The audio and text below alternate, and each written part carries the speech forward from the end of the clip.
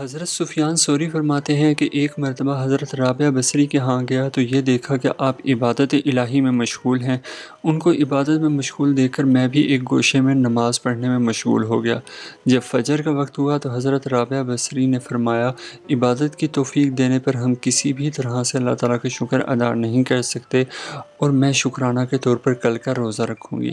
حضرت رابعہ بصری اکثر یہ مناجات کیا کرتی تھیں کہ یا اللہ، تو نے دنیا میں میرے لیے جو حصہ مقرر کیا ہے وہ اپنے دشمنوں کو دے دے، اور جو حصہ آخرت میں میرے لیے مقرر کیا ہے وہ اپنے دوستوں میں تقسیم فرما دے، اس لیے کہ میرے لیے تو تیرا دیدار ہی بہت کافی ہے۔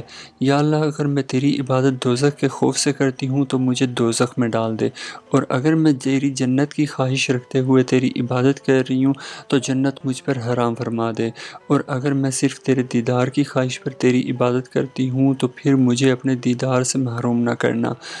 اگر تو نے مجھے دوزخ میں ڈال دیا تو پھر میں یہ گلہ ضرور کروں گی کہ دوستوں کے ساتھ تو دوستوں جیسا ہی سلوک کرنا چاہیے۔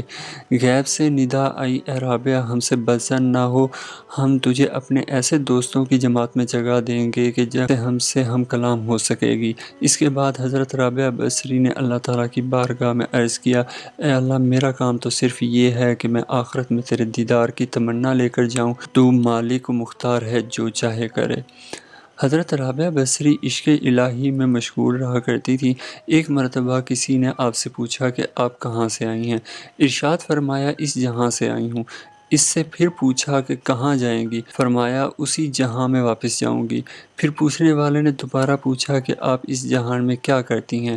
حضرت رابعہ بصری نے فرمایا، میں افسوس کے سوا کچھ بھی نہیں کرتی۔ پوچھا گیا کہ آپ افسوس کس بات پر کرتی ہیں؟ ارشاد فرمایا، اس بات پر افسوس کرتی ہوں کہ میں اس جہان کی روٹی کھا کر اس جہان کا کام کرتی ہوں۔ اس کے بعد مجلس میں بیٹھے ہوئے ایک اور شخص نے آپ سے کہا کہ آپ کا کلام بہت شیریں بیاں ہے، آپ تو مسافر خانے کی محافظت کی اہل ہیں۔ حضرت رابعہ بصری نے فرمایا، یہی کام تو میں کر رہی ہوں۔ میرے اندر جو کچھ بھی ہے اسے باہر کرتی ہوں، اور جو باہر ہے اسے اندر نہیں آنے دیتی۔ کون آتا ہے اور کون جاتا ہے مجھے اس سے کوئی سروکار نہیں، میں تو دل کی محافظت کر رہی ہوں کہ مٹی یعنی بدن کی۔ ایک مرتبہ کا ذکر ہے کہ حضرت رابعہ بصری نے 7 دن تک مسلسل روزے رکھے اور صرف پانی سے افطار کیا۔ راتوں کو عبادت الہی کرتی اور شب بیداری کیا کرتی۔ جب 8واں دن ہوا تو شدید بھوک کے باعث نکاہت طاری ہو گئی۔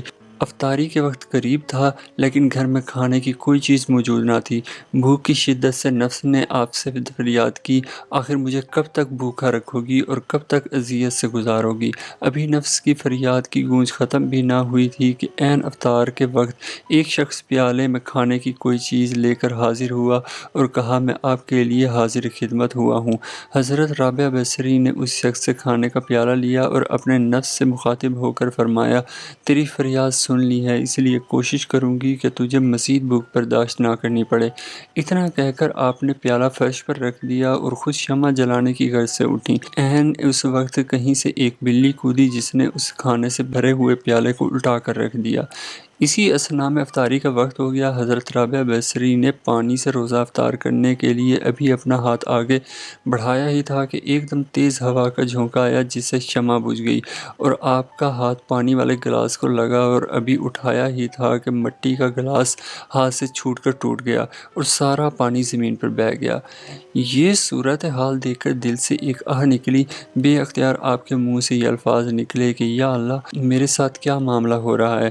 غیب سے ندا آئی، اگر تم دنیاوی نعمتیں چاہتی ہو تو ہم تجھے وہ عطا کر دیتے ہیں، مگر اس کے بدلے میں اپنا در اور غم تمہارے قلب سے نکال لوں گا۔ اس لیے میرا غم اور دنیا کی نعمتوں کا غم ایک ہی قلب میں جمع نہیں ہو سکتے، اور نہ ہی کبھی دو الگ الگ مرادیں ایک دل میں جمع ہو سکتی ہیں۔